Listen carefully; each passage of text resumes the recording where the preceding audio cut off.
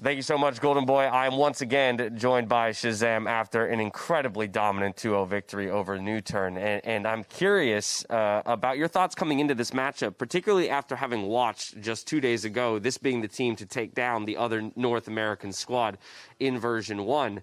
How you assessed coming into this matchup, in particular, leaving unbanned what is considered their best map in Bind. Yeah, so we knew they were going to be a scary team to play against because they have a lot of set strats. We actually practiced with them. I think the first day we started practicing here in the quarantine, and they actually surprised us with playing really different from the other regions.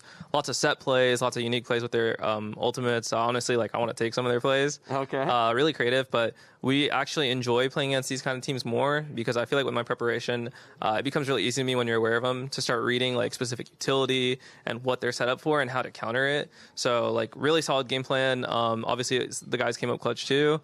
And yeah, I think it really came down in the prep for me, at least calling. So we were confident going in. I mean, that said, you mentioned kind of their set plays and their compositions. They're vastly different from what we see in a lot of the other regions. I'm seeing Breach with double duelist and things like that. But therefore, it also in some ways feels a little sink or swim when those plays aren't working out. So, pretty early on, both Bind and Haven, you guys kind of wrestled control. Did you feel like it was smooth sailing? You said, at that point, I can start reading the map and I know where to go and send my guys? Yeah, I think early on we lost quite a few ecos on the defense side of Bind. Honestly, I think it was first one was a little over rotation for me. Just a bad rotate, so we just needed to trust that the other guys are gonna hold the site, which is fine. At least the game plan worked. The gun rounds, there were good adjustments. So when it came to Bind, we switched up our ban because we knew Bind, they're undefeated or something, and it's a really good map for them. But I also know that means that they're running a bit of the older meta quote unquote comps, and so they're not going to change anything because it's been working for them for so long. Right. They dominated Sharks on it, so that's why I kind of baited it. I knew they would pick Bind, and then I could just create a game plan for it for sure. And their Ascent looked really good versus V1, so the veto, I was really happy with the way it went. Well, speaking of which, you're referencing the role that you play on the team, which I think for many people in the community is such a big point of interest. Sentinel's the only squad here without a coach. We know that you fill, a lot of that role, as a coach, as a mentor, manager for the team, and then also the IGL, and still at times the top fragger. So I want to get a little bit more perspective of what is the day in the life of Shaz, off of the stage itself in terms of prepping for these events and making sure Sentinels is set up for success. Yeah, so we still don't have a coach. I mean, eventually I'd like to get one just to ease the workload. So the kind of preparations and stuff is on me. I mean, the thing is that as an IGL, when I prep for these teams and I watch and I create game plans and notes and we have them printed out and stuff. I also learn about the game. I learn about how other teams play, and that helps me take creative things that I see from these other teams and implement them in our own gameplay. Mm-hmm. So it's just fun. Valorant's such a fun game to play and watch and be creative with.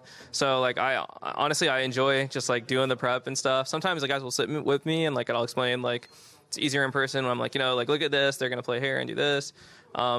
But we also stick to the stuff that we know and our defaults and our protocols. So it's a healthy mixture of both. I think we found a good balance in preparation and forcing our gameplay onto them. Sweet. Now speaking back onto the series itself, again, Nuturn so far in this tournament has had kind of a trend of dropping the first map in a pretty one-sided fashion. There was 13-5 against Sharks, they lost. There was 13-3 against version 1 that they lost, and they were coming back in these situations.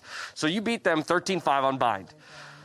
I would imagine there's some confidence that's built just off of a dominant scoreline, but at the same time, were you trying to couch expectations? Guys, look, this is a situation they've been in many times before, and they're perfectly capable of coming back from? Yeah, I mean, it shows they have a strong mental as a team. When they played V1 and lost on Haven and managed to get these OT wins, I think they were down on maybe even both the maps or something. Yeah. They definitely have a strong mental as a team. But the confidence going in is Bind. If we could crush them like that on their best map, then we feel really good, especially going into Haven where they had trouble. So that's a good point. You targeted the second map was one they'd already struggled on.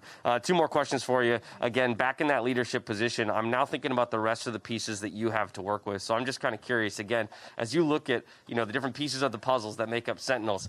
In particular, I'm thinking Tens joining the organization as a leader.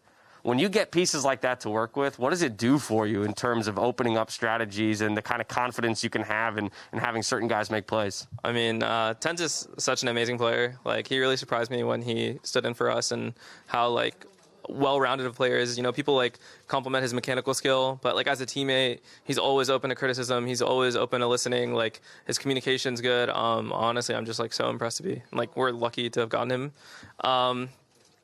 Outside of that, like, you know, sometimes he'll go for his crazier plays and I'll have to reel him back. Like, no, just do this. Trust me. And then sometimes like, I'll be like, all right, go for it. Like do the crazy play and it works. Like sometimes you have to let these players do the stuff that might seem a little bit more risky because that's how you frustrate another team. Like you get away with the crazy round you probably shouldn't have. Yeah. So that mixture of experience and kind of a young, unbridled talent is so interesting to watch, kind of come into a confluence. But finally, you're at the top of the mountain now, and you're waiting for your opponent in the grand final. So looking down below you, you've got a few teams fighting to make it up there and challenge you overall, but you guys have looked in some ways untested so far with the dominance that you've displayed. What's your message for the teams below you looking to join you up there at the top? Good luck. You're going to need it. I mean, it's a best of 5, and we kind of kept the bind hidden until now. So just, whoever we play, good luck. All right, good luck. You're going to need it. Any idea who you're going to play? I have no idea. I think all 3 of the teams are really strong.